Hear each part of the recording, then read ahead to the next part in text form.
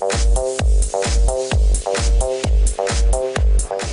hockey. Do you have any superstitions or pre-game routines? I do. I eat the same meal every game, or before every game, and then I like to get to the rink really early, sit in the stands, and tape my sticks a certain way every time. Heel to toe.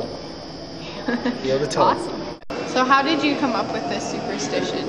Well, it was my first year of junior out in Victoria, and it was my first game in the BCHL, and I had a good game, so I just kept doing the superstition, and it just happened.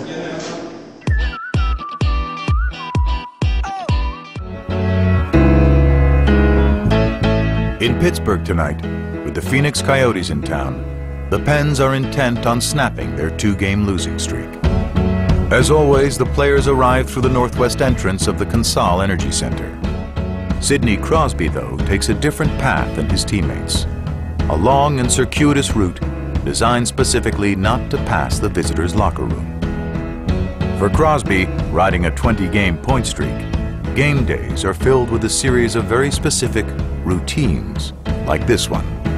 There's probably a few that are borderline crazy, but I guess we're all crazy in our own way. But you're not going to have any trouble finding me at a certain time before a game. It's the same every single game. Sticks are taped just so. There's a 5 p.m. peanut butter and jelly sandwich with particular brands of each.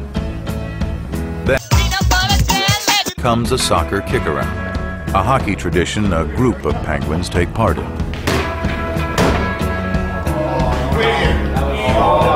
That's so bad. Stretches performed in a certain order. And then he puts on his lucky cup, the same one he's been wearing for years.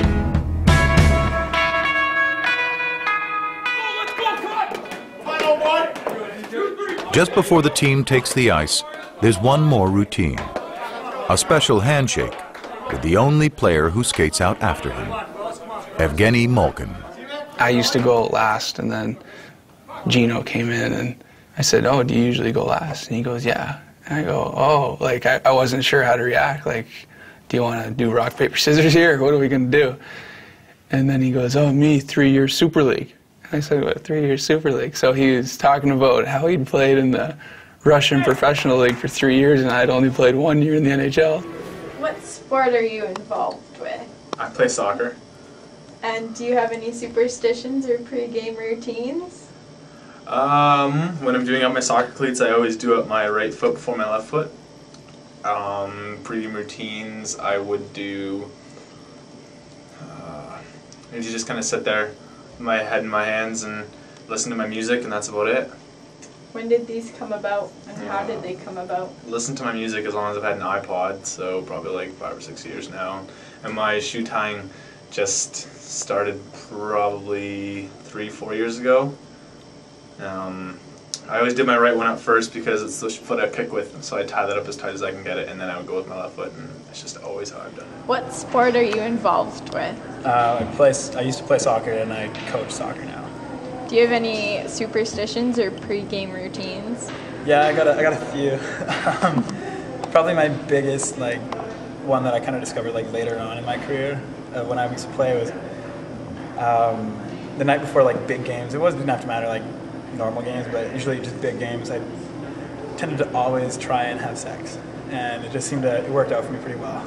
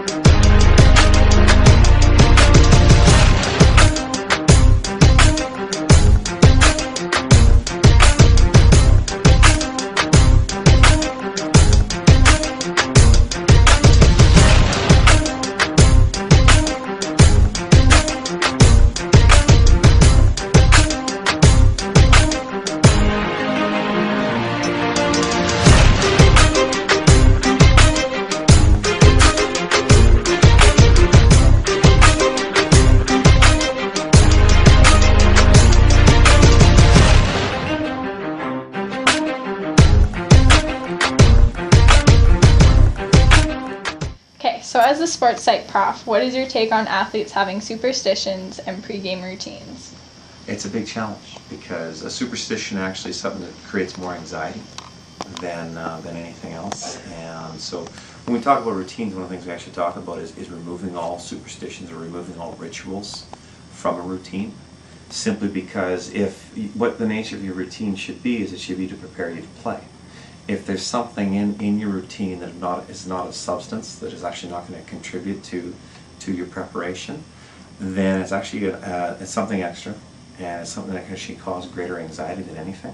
Where it's like that safety blanket, that comfort blanket, where people do have a very firm belief about it. However, if it's not there, then it creates panic, and if that's the case, then it's actually detrimental to performance.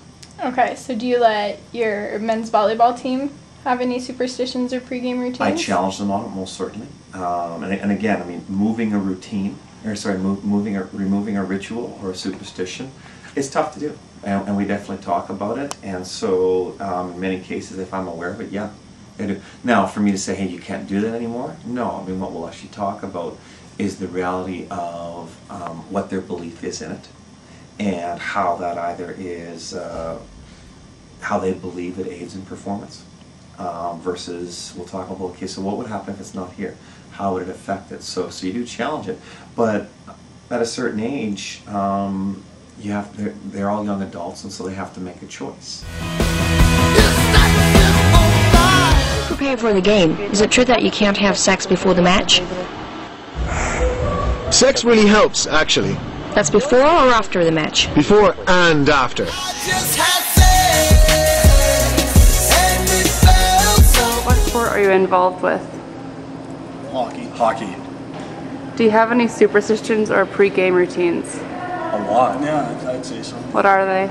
Well, we always make eye contact before, like the game day. We always talk to each other. Constant eye contact. We have to. It's a good connection, soul connection, I'd say. It's like soul brothers. It's like I get him from the outside and the inside. I like his inside better. When did you guys start the superstition? The day we met? Yeah, the day we met. It was actually Wednesday. For example, he ties my skates on game day while I tie his, and then it's I know how he likes his skates, and I find I don't know how to tie my own, so it's just easier that way. The angle's completely different when you're tying from this, whereas if I'm tying in front of me, I can concentrate on his needs. Exactly. And during this, we make eye contact also. Complete eye contact the entire time. We hold our handshake. Handshake? Yeah. It's very detailed, so you got to watch pretty good. Just that. That's it. We do that periodically every 2 minutes for each time we meet. So yeah, it's about like 30 minutes of our week, just shaking hands, making eye contact. Eye contact, of course. Other things we do is after the game, our shower, he washes my back. I just enjoy him washing my back. I don't do anything to him. It's part of the give and take relationship, really. And we want to keep on the same page when we're on the ice and during our hygiene time too. What else?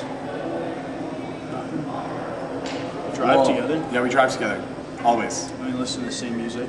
Which one drives? He drives. I drive, of course. Drives to my house. He wears the pants. What kind of music do you guys listen to? DMX. Bring your whole crew. Bring your whole crew. It's a really good song. No, it's not sad. But it's our song. Yeah, I'd say so. That's about it, right? I'd say so.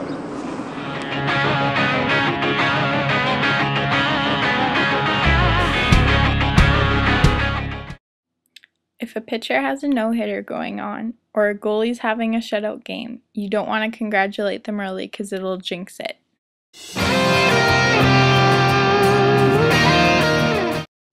It's important to have style in sport. Wayne Gretzky always had one side of his jersey tucked in, and Ricky Fowler always wears orange on the last day of a tournament.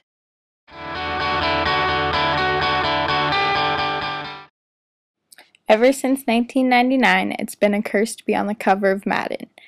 Ray Lewis, Donovan McNabb, Sean Alexander, and Brett Favre are just a few players to name that have been injured or have had terrible seasons after being featured on the cover.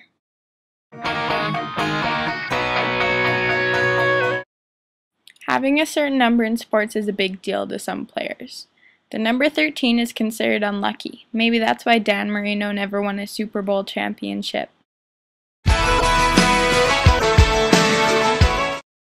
The playoff beard is one of the most common superstitions in sport. There's just one rule: no shaving until you're out of the playoffs. It's amazing how superstitious it is. I mean, you can look at the game clock, and game 1 to game 60, you can realize exactly what someone's going to be doing at the same time before every game. I always try to go into the room at the same time before warm-up, like to get dressed. I like to put on my gear at a certain time. I like to start with like my left shin pad instead of my right one. Put on the right skate first, always tie it first. And, you know, you tape your stick the same way every time, or you put it in the same place when you come off the ice. I've got so many. Once I tape my stick, I don't like anyone to touch it. After I tape it, I like to sit by my stall and don't like when guys pick it up. The moment I get to the arena, I get out of my suit and have a shower and kind of get into my undergarments for the game. If I don't do that, it just feels off. I like to eat at the exact same time. I like to eat the same thing, chicken and pasta every day. After my pregame meal, I get back to the house, and me and my roommate Wayne Simmons, we always get in the game of NHL on Xbox. I stretch in the same spot on the blue line and in warm-ups. At the end of warm-ups, I'm always probably the last guy on the ice. Mostly goalies actually have their superstition. I always hit the wall going out to the ice. I hit it once before the first period. I hit it twice before the second, 3 times before the third period. Before I get off the ice, I kind of do a little circle. You have to give yourself these little moments of things you can do to feel like you're in control, I think. The only superstition I have is not to have superstitions. I think superstitions are crazy, and they're, you know, the only thing that's going to keep you from playing a good game, because if you don't do it properly, well then it's in your head that you're not going to play well.